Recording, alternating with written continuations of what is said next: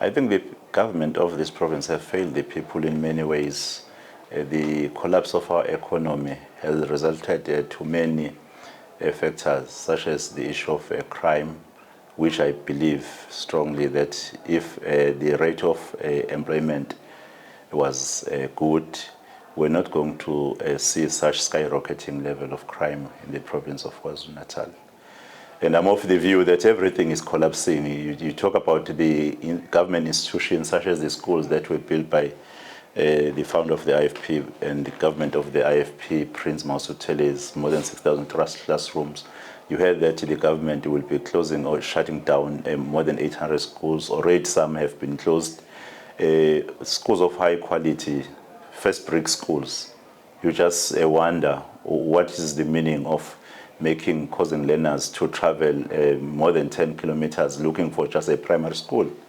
You go to the hospitals, they are unable now to provide the medicine that of quality as we used to do during our time.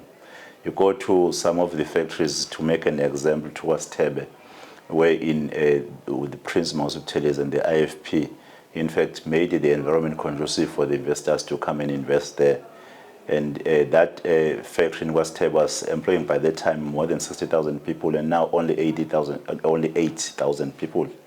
So there is a lot that has gone wrong. You see, even the infrastructure, as the roads, is collapsing. Potholes. There is no more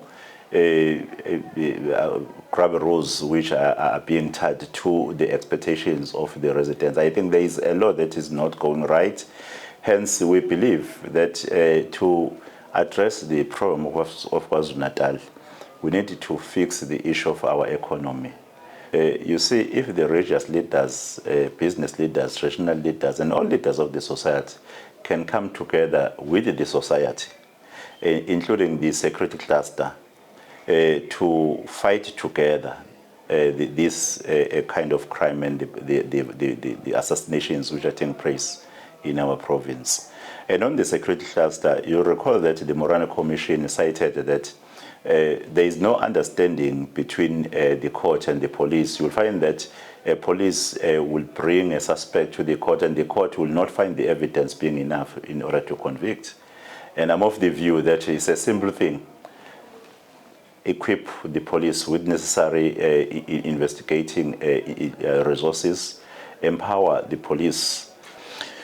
As the IFP, we are saying we must expropriate with compensation, and we are saying when people, they afford us an opportunity to govern, we'll do the audit of the land that is for the government, which is not used, so that we allocate it to the people who are shelterless, such as the people who are living in shacks, such as the people who are really looking for a shelter, even for those who want to contribute in the economic activities of our province. Well, the inclusivity of everyone in the benefits of getting a same benefit in terms of being taken care of health-wise is commended. However, we have a problem of the public health facilities, the hospitals and the clinics, which are not at a standard of the private ones. And looking at the number of the people that we have in our country and the number of the private hospitals and clinics, I think this is just a political statement. The signature of the NHI was just a political, actually, in fact, a gesture. You just even see the timing as to when it has been signed. As the IFP, we want every citizen of our country, in particular in KwaZulu-Natal, to have access to health, quality health. But we don't think we must ignore the state in which the public health facilities are at and then make political statement by only just putting a signature. The first thing is for the treasurer to offer local government enough budget Because on the equitable share, local government is only receiving 9%, 51% goes to national and 40% to provinces.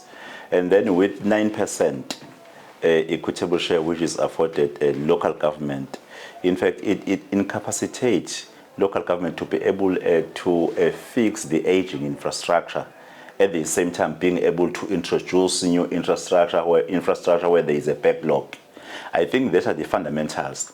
But I also understand that there is also a problem of the water losses, where there are illegal connections to water systems, and the issue of the indigents that are not catered for when it comes to the water boards, that will from time to time will revise the tariffs.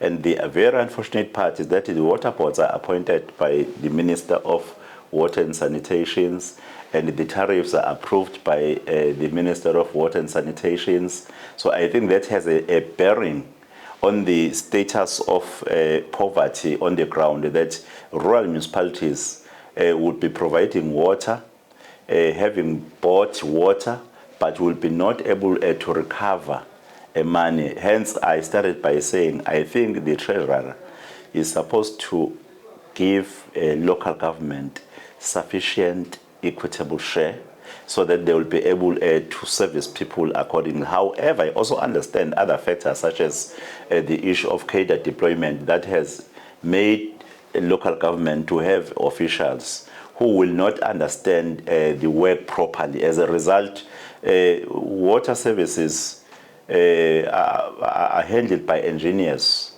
and it's important that a person who's employed there must have an understanding of the know-how